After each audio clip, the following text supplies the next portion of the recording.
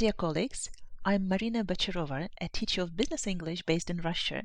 I'm happy to be part of the EVO 2020 team, and I'd like to offer some tips on how to develop a workable role play which will fit your business English course, and share my experience of creating a role-playing series and integrating it into my university business communication course.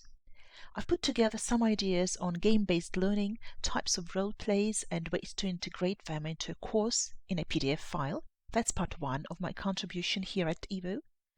This will be followed by 3 short videos. In the first, look at what to think over before you start creating a role play, the pre-production stage. In the second one, I go step by step through the actual process of creating a role play and give you a glimpse into mine. This is the production stage.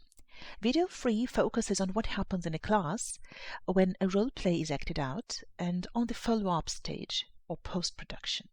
Besides, there is a final assignment to draft a role play for your business English course using my guidelines.